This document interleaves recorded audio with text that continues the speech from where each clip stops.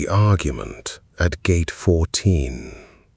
The airport was nearly empty at 3 a.m. A man named Douglas Ferris sat alone in the terminal, his carry-on wedged between his feet, a paper cup of cold coffee balanced on his knee. His flight had been delayed 4 hours. He didn't mind.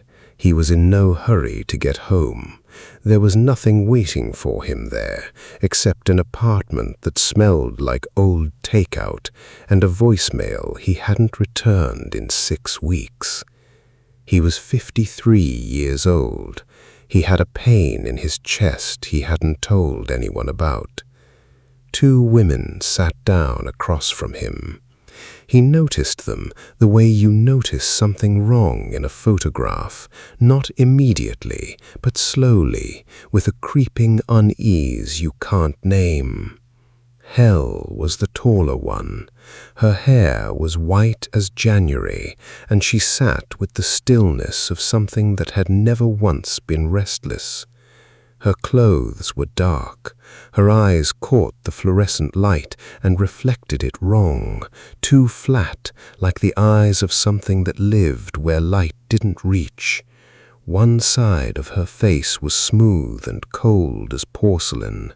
The other was the color of a bruise that had gone past purple into something older and permanent.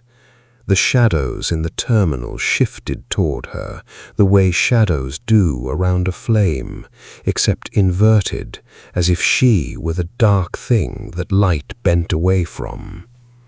Sigrun was different, sharp where Hel was still. Her jaw was set with the precision of someone who had ridden into storms and catalogued everything she saw there. She wore a long coat, the color of dried blood, and her eyes moved across the terminal with the focused economy of someone taking inventory, counting, assessing, building a case. Neither of them looked at Douglas. They looked at each other. "He's mine." Hel's voice was low, not threatening, simply factual, the way someone states the temperature. "His heart stops on a battlefield," Sigrun said, not lowering her voice. She spoke like someone accustomed to being heard over wind and worse. "Gate 14 is close enough. He has been declining for 2 years.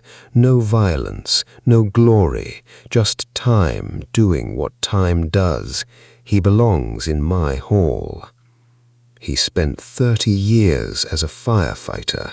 Sigrun's eyes moved to Douglas, clinical, precise, the assessment of someone reading a record. 61 burning buildings. He carries that in him. It counts. It was 30 years ago. Courage doesn't expire. I would think you, of all people, would know that. You keep enough of it in your hall. Hel looked at her. "That's not the argument you want."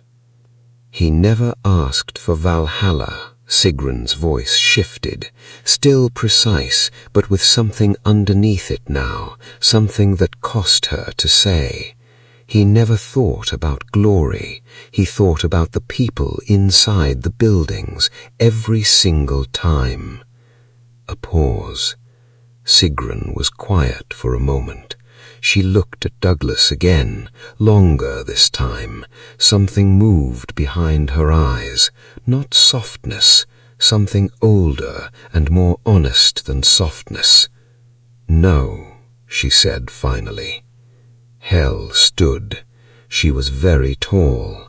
In the flat airport light, she cast a shadow that went in the wrong direction, falling away from every light source at once, as if the darkness answered to her rather than to physics. He looked up. He looked directly at her, and his face went very still, not afraid exactly, like recognition, like something he had always half known had finally shown itself clearly. "Oh," he said softly. Hel sat beside him. She didn't touch him. She didn't have to.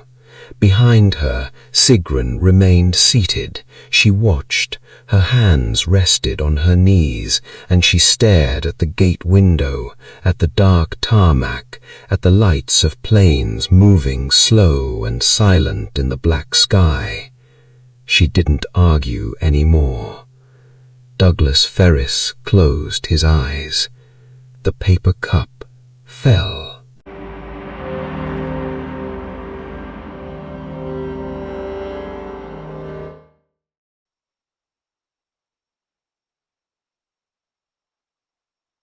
Sigrun stood beside her. She was already looking at the garden with the focused attention she brought to everything, cataloging, assessing, building the record in her head before anyone had said a word. Margaret looked at them for a long moment. She was not a woman who frightened easily. She had buried a husband, a son, and a best friend of 40 years. She had looked into this particular darkness enough times to stop flinching from it. "You're early. I haven't finished the beds." Hel tilted her head slightly. "You said that last autumn."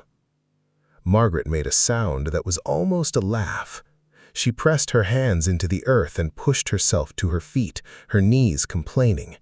She brushed the dirt from her palms and looked at the rose bushes, bare and skeletal, just dark canes against the gray sky, but she knew what was underneath. She always knew what was underneath.